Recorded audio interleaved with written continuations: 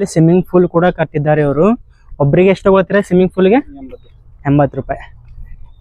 ಇಲ್ಲಿ ಅಕ್ಕಪಕ್ಕದವರೆಲ್ಲ ಸ್ವಿಮ್ಮಿಂಗ್ ಮಾಡೋದಕ್ಕೆ ಬರ್ತಾರೆ ಇಲ್ಲಿ ಸಮ್ಮರ್ನಲ್ಲಿ ಅಥವಾ ಇವಾಗ ಯಾವಾಗ ಅಂದ್ರೂ ಕೂಡ ಈ ತರ ಸ್ವಿಮ್ಮಿಂಗ್ ಪೂಲ್ ಇದೆ ಇದು. ಇಲ್ಲಿ ಒಬ್ಬರಿಗೆ 80 ರೂಪಾಯಿ ತಗೋತಾರಂತೆ. ಒಬ್ಬರಿಗೆ 80 ರೂಪಾಯಿ. ಎಷ್ಟು ಗಂಟೆ ತಗೋತೀರಿ? 1 ಗಂಟೆ. ಹಾಯ್, ನಮಸ್ಕಾರ ಎಲ್ಲ ರೈತರಿಗೂ. ಇವಾಗ ನಾವು ಹಾಟ್ಬೀರ್ನಹಳ್ಳಿ, ಚಿಂಚೋಳಿ ಜಿಲ್ಲೆ, ಗುಲ್ಬರ್ಗ ಬರುತ್ತೆ ಇದು. ಇಲ್ಲಿ ಕೇತಗಿ ಸಂಗಮೇಶ್ವರ ಫಾರ್ಮ್ ನಲ್ಲಿ ಇದೀವಿ, ತೋಟದಲ್ಲಿ. ಈ ಹೊಲದಲ್ಲಿ ಜಾಪಳಕಾಯಿ ಬೆಳೀತಾ ಇದ್ದಾರೆ. ಜಾಪಳಕಾಯಿ ಲಕ್ನೋ 49 ವೆರೈಟಿಯನ್ನ ಬೆಳೀತಾ ಇದ್ದಾರೆ ಅವರು. ಈ ವೆರೈಟಿಯನ್ನ ಹೇಗೆ ಬೆಳೀತಾ ಇದ್ದಾರೆ ಮತ್ತೆ ಮೇಂಟೆನೆನ್ಸ್ ಏನ್ ಬರ್ತದೆ ಎಲ್ಲ ಇವರಿಂದ ಕೇಳಿ ತಿಳ್ಕೊಳ್ಳೋಣ. ನಿಮ್ ಪರಿಚಯ ಮಾಡ್ಕೊಡ್ರಿ ನಮ್ಮ ರೈತರು. ನಮ್ಮ ಹೆಸರು ಶಾಹಿದ್ ಮಿಯಾ, ತಾಲೂಕ್ ಊರು ಹಡಬೀರ್ನಾಳಿ, ತಾಲೂಕ ಚಿಂಚೋಳಿ.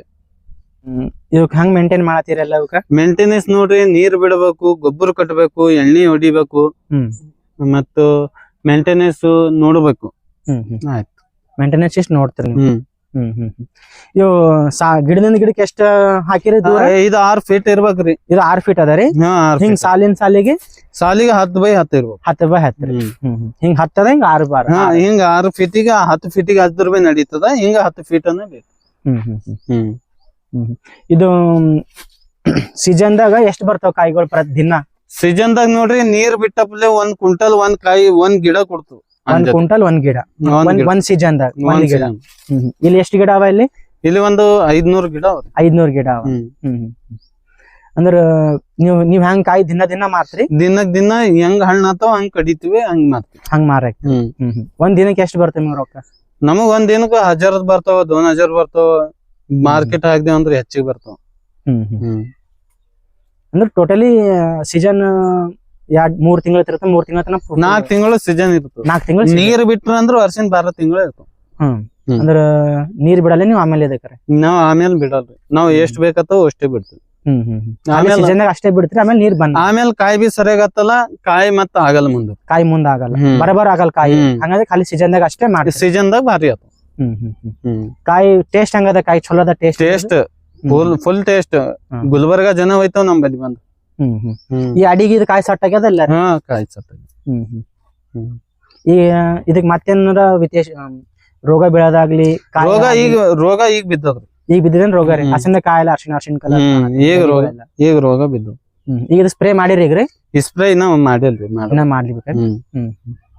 ಈಗೇನ್ರಿ ಕಾಯಿನೇ ಹೊಂಟ, ಈಗೇನ್ ಸ್ಪ್ರೇ ಮಾಡ್ಬೇಕಿಲ್ಲ. ಈಗ ಮುಂದೆ ಮತ್ತೆ ಸ್ಪ್ರೇ ಮಾಡ.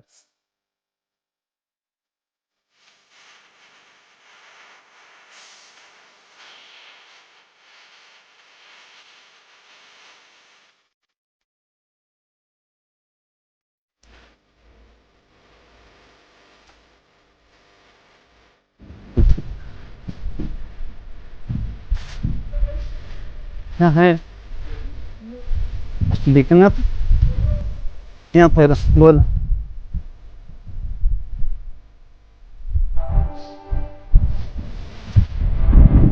हाँ, चिंचोली ढाबे नहीं है क्या?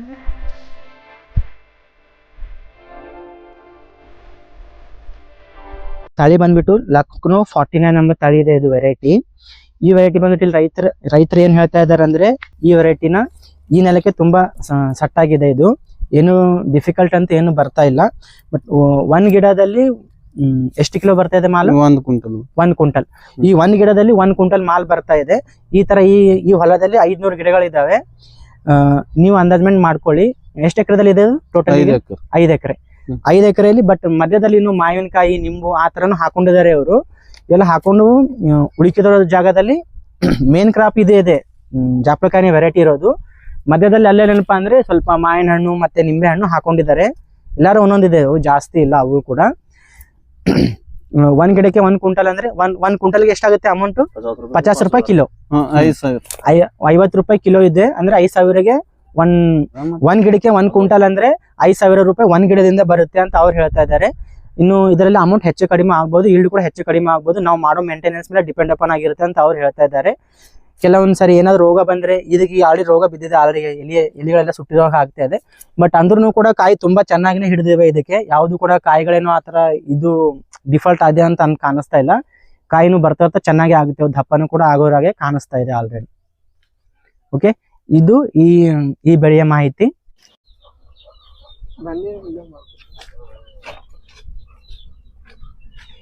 ಇದೇ ಹೊಲದಲ್ಲಿ ಸ್ವಿಮ್ಮಿಂಗ್ ಪೂಲ್ ಕೂಡ ಕಟ್ಟಿದ್ದಾರೆ ಇವರು. ಒಬ್ಬರಿಗೆ ಎಷ್ಟು ತಗೋತಾರೆ ಸ್ವಿಮ್ಮಿಂಗ್ ಪೂಲ್ಗೆ? 80 ರೂಪಾಯಿ.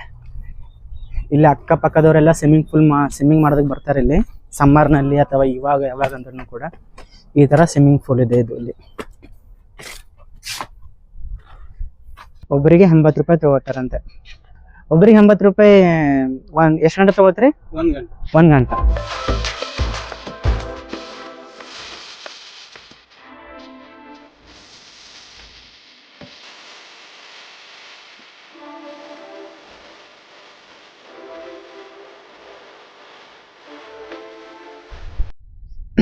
ನಿಂಬೆ ಹಣ್ಣು ಇದೆ, ಆ ಕಡೆ ಮಾವಿನ ಗಿಡನೂ ಇದೆ.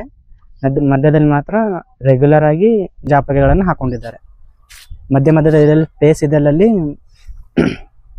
ನಿಂಬೆ ಹಣ್ಣು ಮತ್ತೆ ಮಾವಿನ ಗಿಡವನ್ನು ಹಾಕೊಂಡಿದ್ದಾರೆ ಇದರಲ್ಲಿ.